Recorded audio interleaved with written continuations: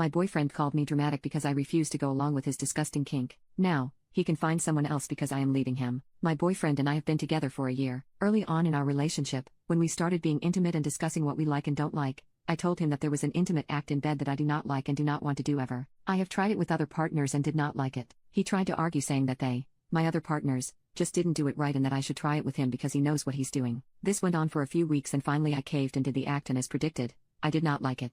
I told him I did not like it and that I did not ever want to do it again. I went into the bathroom to shower and scrubbed my skin so hard that some spots were raw and bleeding when I was done. He saw my skin but just said it wouldn't be that bad if I just relaxed. I haven't done it since, and we have plenty of spontaneous moments and acts in the bedroom without this one act that I don't want to do. There are also things he doesn't want to do in the bedroom, and I respect his boundaries and hard limits, so I don't ask for them. Intimacy is not fun when your partner isn't into it. It should be enjoyable for both people, shouldn't it? Every few weeks he will hint at doing it again, but I shut it down with a firm no. We then go on for a time without him bringing it up. Recently he hit 25 and asked for the act for his birthday. I told him no. He then described how an ex he hasn't dated since he was 15 would do it and said I should try to do it like she did and I might like it. I've never yelled at him before, but I just lost it. I came unglued. I'm sure I looked and sounded crazy. I told him I hate doing that, and it makes me feel dirty, and I told him how I scrubbed my skin so hard afterwards that it was raw and even bleeding. I've never had trauma with the act, like no one ever held me down and forced me or anything, but I can't do it. I don't want to do it. He said I was being dramatic, and when I felt like being rational, he'd be waiting.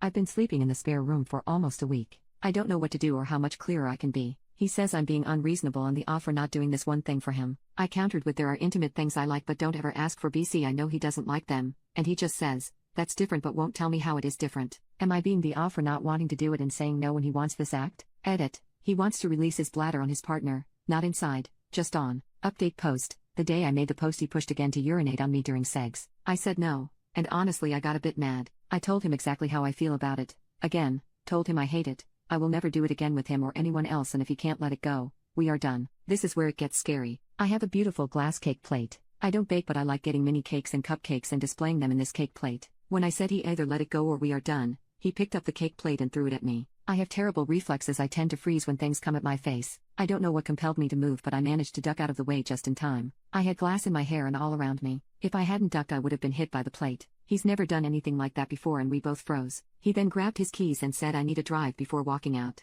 I don't know how long I stood there, but after a bit I reached for my phone and called a friend from my college. I broke down, told her everything, even his kink he kept pushing for. She came over and helped me pile her car with my clothes, school supplies, anything I didn't want to leave behind. It felt surreal, like I was watching it all happen to someone else. Once I shut the car door, I proceeded to freak out, having a hard time breathing. I thought I was dying. Eventually she calmed me down and got me to her apartment and told me I'm welcome to stay. Apparently my friends were growing concerned and pointed out things in his behavior I didn't even notice. They were contemplating if they should say something, not knowing what was going on behind closed doors. Almost all of them came over and helped set me up in the living room, which has a pull-out, and one of her roommates cleared out space for my things in her closet. It is her and two others, but one is moving out in a few months. She said I'm welcome to take over the roommate spot when she leaves. She stayed with me all night and called into work because I was a wreck and didn't want to be left alone. Haven't heard from my ex at all, and I blocked him on everything. Kathy and my friends have all volunteered to walk me to my classes just in case.